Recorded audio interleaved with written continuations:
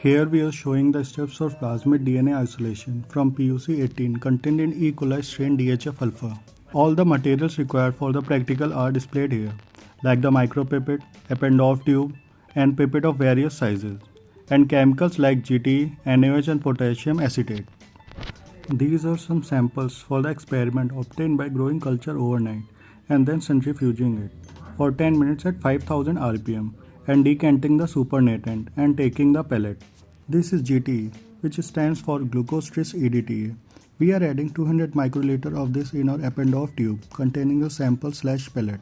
The reason we are using solution 1, that is GTE, is because the glucose added increases the osmotic pressure outside the cells. This is a buffering agent used to maintain a constant pH. EDTA protects the DNA from degradative enzyme by binding divalent cations that are necessary for DNA's activity.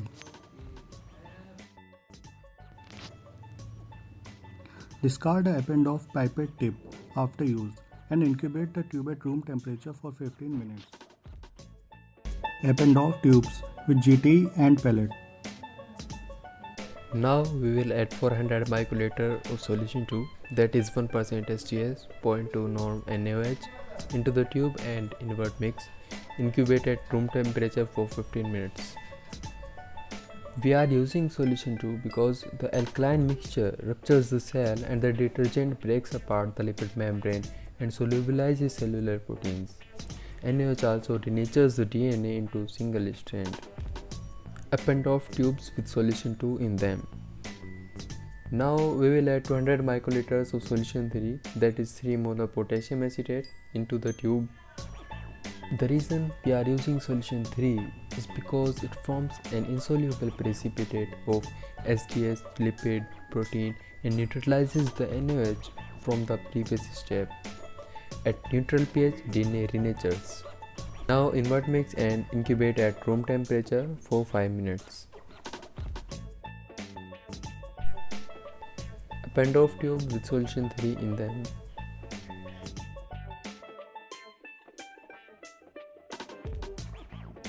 Now we centrifuge at 10,000 rpm for 20 minutes.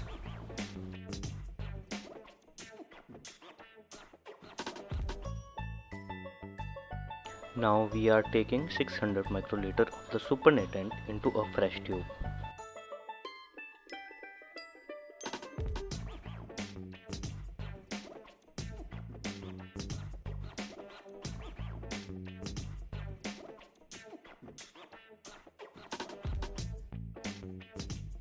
Here we are adding equal amounts of ice cold isopropanol, that is 600 microliter into the tube, and invert mix.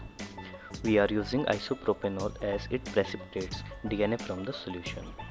After that, we place our Eppendorf tubes on ice tube for 5 minutes.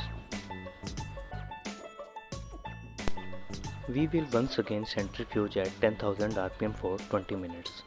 Lastly, we will discard the supernatant and dissolve the pellet in 30 microliter of the distilled water and analyze the presence of plasmid DNA by agarose gel electrophoresis. We get the following result after performing the agarose gel electrophoresis.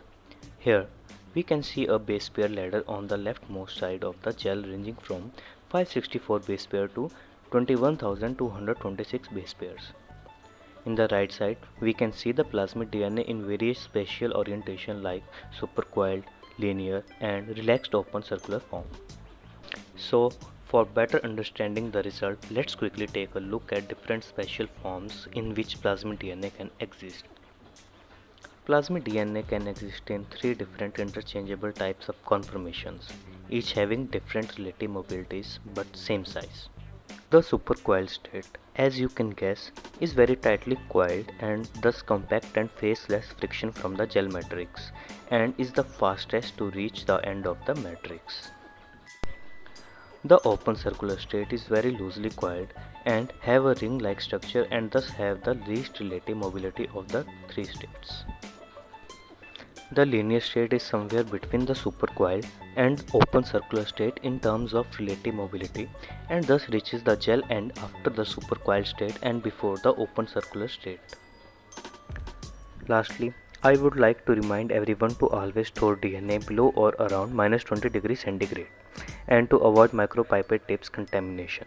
Both these mistakes can vastly deviate your result from the desired result.